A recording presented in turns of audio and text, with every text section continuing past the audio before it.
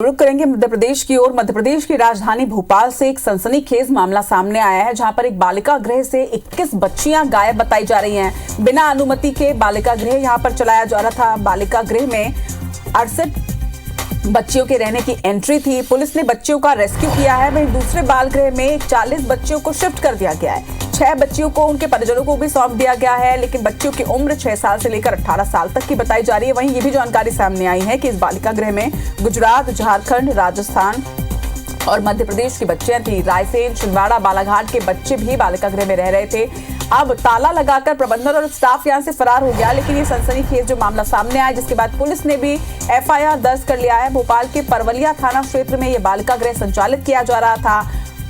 और ये तस्वीरें भी आप देखिए, ये उसी बालिका गृह की तस्वीर यहाँ पर आप देख रहे हैं। बालिका गृह से 21 बच्चियों के गायब होने की भी जानकारी सामने आ रही है। हरप्रीत कौर इस वक्त हमारी सहयोगी हमारे साथ जुड़ रही हैं। हरप्रीत, क्या जानकारी सामने आई? क्योंकि निश्चित तौर पर अगर 21 बच्चियां गायब बताई जा रही है और उसके साथ ही ये भी जानकारी सामने आ रही है कि इस बालिका गृह का कोई लाइसेंस भी नहीं था, अवैध रूप से इसे संचालित किया जा रहा था।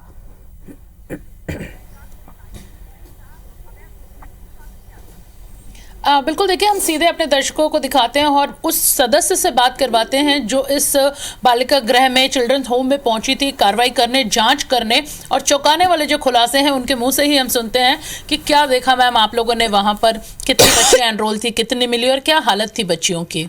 जब हम लोग वहाँ पर पहुँचे हैं तो जो हमको लिस्ट दी गई थी वो 43 बच्चियों की लिस्ट दी गई थी, परंतु वहाँ पर सिर्फ 41 बच्चियाँ ही उपस्थित थी। और जब दस्तावेजों को और खंगाला गया तो वहाँ पर कुल 68 बच्चियाँ एनरोल थी, जिसमें से बाकी बच्चियाँ, उनका कहना था घरों में गई हैं, पर घरों पे जाने का किसी भी प्रकार का दस्तावेज वहाँ उपलब्ध नहीं है। और जो संस्था है उसके अंदर किसी भी प्रकार का सीसीटीवी कैमरा नहीं देखा गया और ना ही लगाया गया है, जिससे ये पता पड़े कि दिन भर की दिनचर्या में बच्चियों के साथ क्या होता है। इसके अलावा जो बच्चियां हैं, 41 बच्चियां थी, परंतु जो बेड थे वहाँ पर सिर्फ 28 बेड थे। और बच्चियां जो थी उनके पास ठीक ढंग से कपड़े भी नहीं थे। और बार बार अनिल मैथ्यू से पूछा गया है कि यहाँ पर ऑर्फन, सेमी ऑर्फन बच्चे तो नहीं हैं, तो उन्होंने शुरू में ही बोल दिया था कि यहाँ पर किसी भी प्रकार के ऑर्फन और सेमी ऑर्फन बच्चे नहीं हैं। क्या लगता है, ये मानव तस्करी या फिर धर्म परिवर्तन वाला मामला हो सकता है? क्योंकि आप लोग वहाँ पहुंचे और सबसे बड़ी पुलिस की भी लापरवाही यहाँ पर सामने आई। 4 घंटे तो एफआईआर करवाने में आप लोगों को लगे। मानव तस्करी और धर्मांतरण के मामले जांच करने के बाद मुझे ऐसा लगता है सामने आ जाएंगे, क्योंकि जिस तरीके से झारखंड, छत्तीसगढ़ और गुजरात और इसी प्रकार से अन्य जिले, सीहोर, रायसेन, विदिशा, बालाघाट, मंडला की बच्चियां यहाँ आई हैं, तो एक जांच का विषय है कि वहाँ की बच्चियां यहाँ कैसे आई हैं। दूसरा, धर्मांतरण को देखें तो वहाँ पर हिंदू बच्ची और मुस्लिम बच्चियाँ हैं, और वहाँ पर क्रिश्चियन बच्चियाँ 1 या 2 है, परंतु अगर पूजा स्थल की बात की जाए और या दिन भर की दिनचर्या में पूजा की बात की जाए तो केवल और केवल प्रभु यीशु की ही प्रार्थना की जाती थी। एक बच्ची से बात करने पर उसने बताया कि जब वो शुरुआत में आई थी तो उनके पास एक लड्डू गोपाल की मूर्ति थी, जिसको बाद में पानी में विसर्जित करवा दिया गया। उम्र क्या है इन बच्चियों की जो वहाँ पर आप लोगों को मिली हैं? अभी जो बच्ची सबसे छोटी थी वो 5 साल की है, और वो जब यहाँ आई थी तो वो 3 साल की बच्ची थी। अगर पढ़ाने की भी दृष्टि से रखा गया था तो ये सोचने की बात है कि 3 साल की बच्ची कौन से क्लास में एडमिशन ली थी। और इन बच्चों के परिवारों में भी इनके भाई बहन भी हैं जो अपने परिवार में रह के ही पढ़ लिख रहे हैं। पूरी तरह से इलीगल है, ना प्रशासन ना सरकार किसी की अनुमति के बिना कई एकड़ों में शहर से इतनी दूर बना है। वो देखकर भी बहुत हैरानी हुई होगी और लग रहा है कि कुछ तो गड़बड़ है। हाँ, ये तो हैरानी है ही कि बिना परमिशन के, पर सबसे बड़ी हैरानी है कि एक ऐसी संस्था जो इतने लंबे समय से भोपाल में चाइल्ड लाइन संचालित कर रही है, जिसको जेजे एक्ट का भली भांति ज्ञान है, उसके द्वारा इस होम्स को संचालित किया जा रहा है। जो अनिल मैथ्यू है वो child line, railway child line के डायरेक्टर रहे हैं। पिछले साल ही रेलवे चाइल्ड लाइन को बंद किया गया है, यानी चाइल्ड लाइन पूरे भारत में ही बंद की गई है, परंतु जब तक इनके पास थी तो ये 3 साल पहले से ये होम्स संचालित हो रहा है।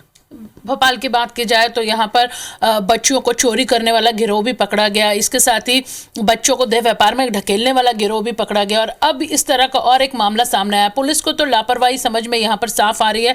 जैसे कि हमने पहले भी पूछा कि 4 घंटे लगे आप लोग को एफआईआर, और फिर इस पूरे मामले में पुलिस कुछ भी बोलने से बच रही है।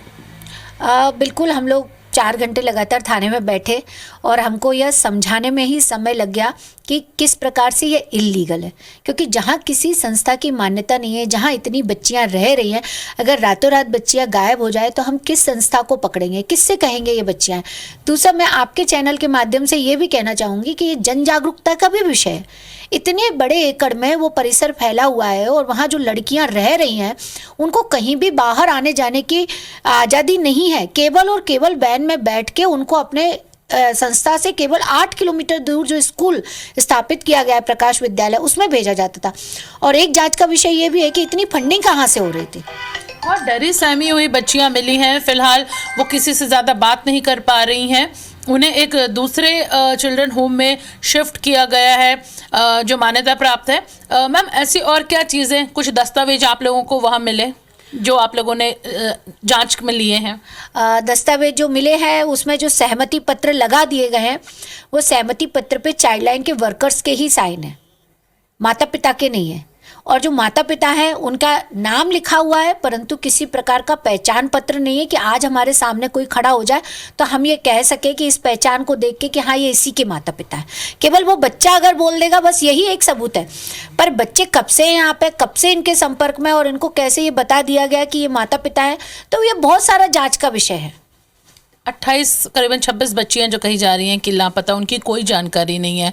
और पिछले 2 दिन पहले आप लोगों ने ये कार्रवाई करवाई थी, आप पहुंचे थे, और अब 2 दिन क्या इन 41 बच्चों के कुछ परिजन सामने आए, उनको ले जाने की यहाँ पर कुछ बात हुई?